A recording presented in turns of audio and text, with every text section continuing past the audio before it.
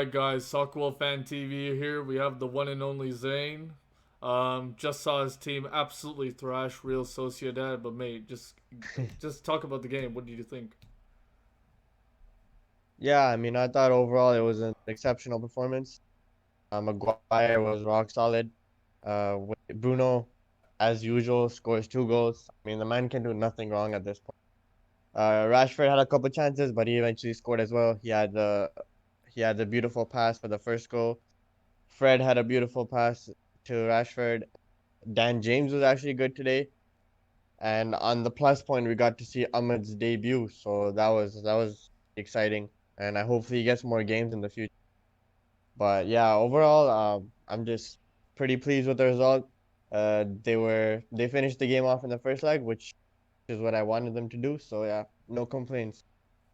And talking about Bruno as well. Bruno is a very, in terms of the fan base, very polarizing player. A lot of people think that one thing is he is quality for sure, but people think he doesn't turn up in games, especially certain people out there. Um, but what does Bruno need to do genuinely to really win a lot more people in terms of he should be regarded as one of the best midfielders out there at the moment. He doesn't need to do anything. He's already shown he's world class. In my opinion, he's the favorite to win Player of the Year right now. And for the Premier League, I mean PFA, he's just every single criticism people have aimed at him, he's refuted it. They say he can't score non-penalty goals. He has the most non-penalty goals of any midfielder in Europe. He has the most goal contributions of any midfielder in Europe. Like he is actually world class right now, and he doesn't need to do anything because fans are just jealous that they don't have a player as good as him, or they want to hate on him because they can't admit that he's really good. And everyone would love to have him on their team. So it's just a case of being salty. Is there There's anybody? nothing. I mean, he could score 5 goals in the next game, and they would still find a way to complain about it. So it doesn't really matter what they. Is there any specific person you want to shout out? Ayan, bro. I've been listening to this guy slander Bruno for the longest time, and every single time he says I have my eye on Bruno, the guy managed to do something wonderful. Like he said that before the Everton game, the guy scored one of the greatest goals like I've seen this season from us, and then this game he scores a brace. So yeah, we'll just let Bruno do the talking. Fair enough, fair enough. And we got to talk about the opposition as well. Obviously, I think both sides you would agree they were very shaky in the first couple of minutes, and then of course, Man United once they did score the goal. But what happened with Sociedad and their defense? Yeah, I feel like they were a bit naive because after they conceded the second goal, they should have just sat in and tried to protect what salvage whatever they can and then try to go for it in the next leg because they just kept coming at us and they left so much space in behind for the break. Fred especially, like as soon as he intercepts the ball, one pass he threads it through to Rashford and we score again. And we had a couple goals ruled off for offside. They just didn't learn their lesson. They just felt like they had to score in this game, which wasn't true if it was just 1-0 or 2-0. So I feel like it was a lack of game management on their end, which really contributed to the scoreline. And another thing I do want to ask as well, because I know that Real Sociedad has been in bad form.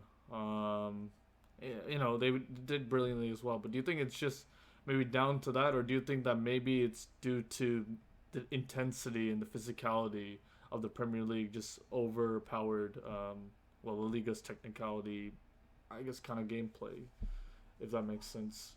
Uh, yeah, I think they won their last 2 games in the league though, Sociedad, and they played a cup game which I think they lost. But overall, I think it's just about a game of matchups. And they just played into our hands, and we just kept hitting them on the break. We were comfortable with on the ball as well. So you could say we overpowered them physically as well.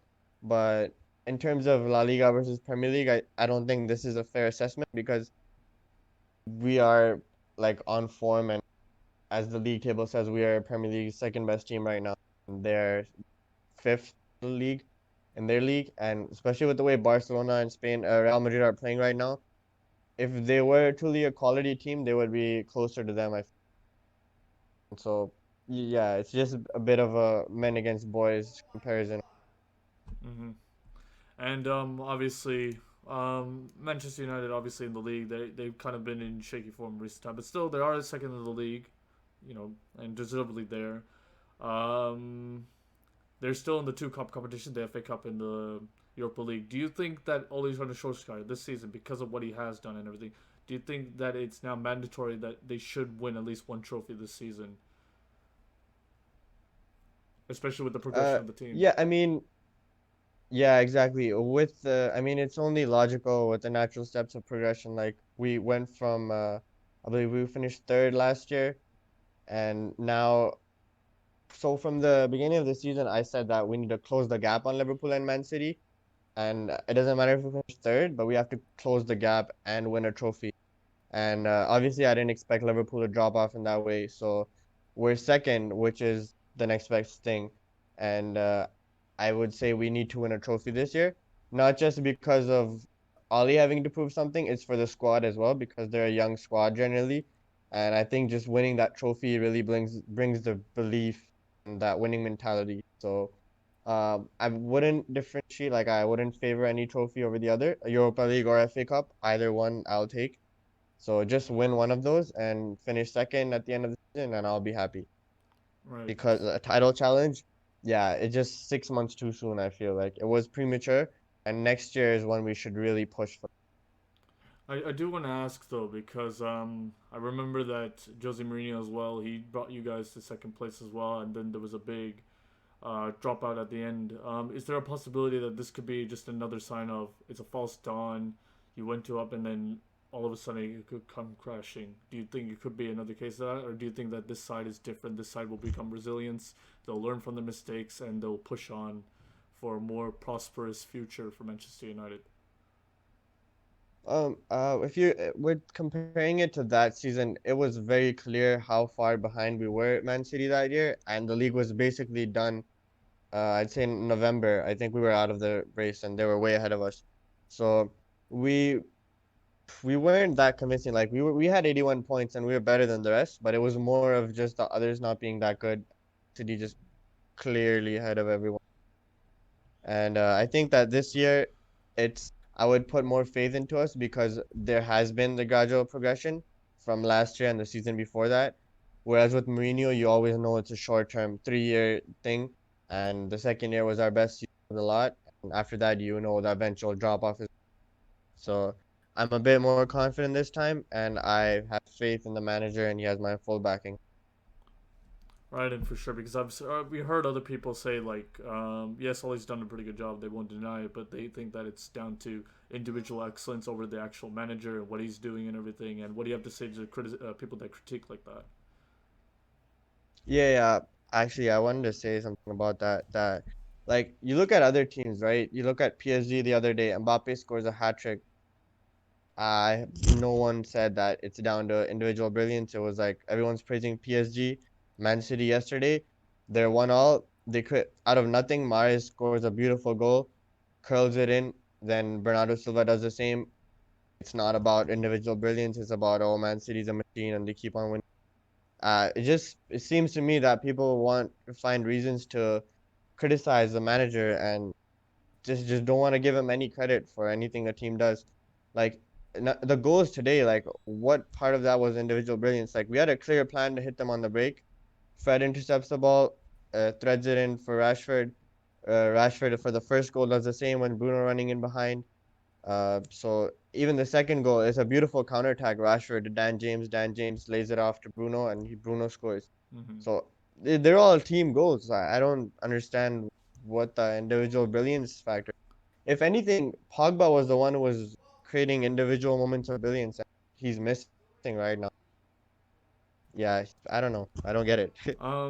I do want to make a comparison though, actually, because in terms of reference, I mean, you look at Barcelona fans, for example, for with Valverde. Despite him almost getting an invincible season with Barcelona, they still regard him as like one of like they're bad coaches and everything, which is unbelievable as Yeah. well. I mean, like, would you put that same argument with that, or do you think that's like a different case?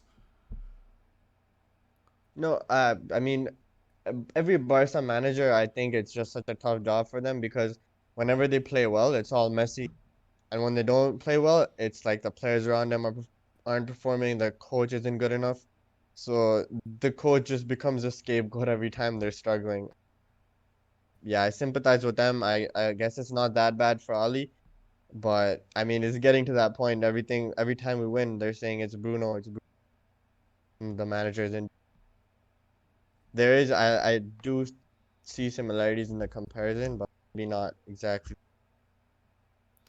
I mean, for everybody who is watching this, if you do feel one or the other when it comes to Oli and everything, please comment down below on what you believe is like if Oli is like, really pushing the side and he's the one that's inspiring them to become bigger. Do you think it's actually individual building? So we'll have that in the comment section. But I just want to end it off like this as well. Obviously, now that this game is done and dusted, do you think that for the second leg you're just going to bring fringe players on just for them to prove themselves and move on to bigger and bigger things like the FA Cup and the what is it? Oh, the Premier League.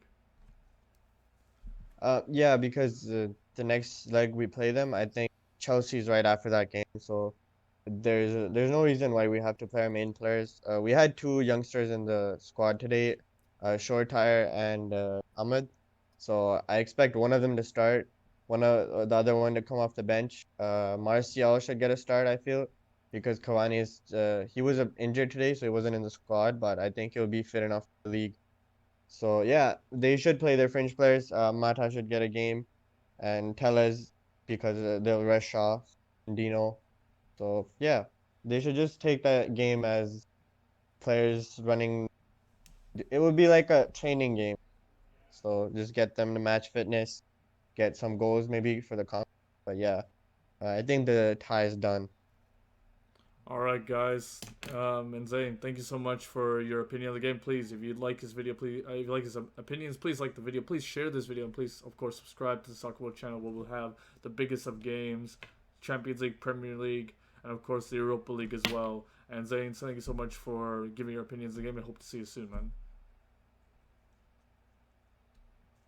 Thanks, bro. Cheers. I'll see you soon. And as always, y'all take care and peace.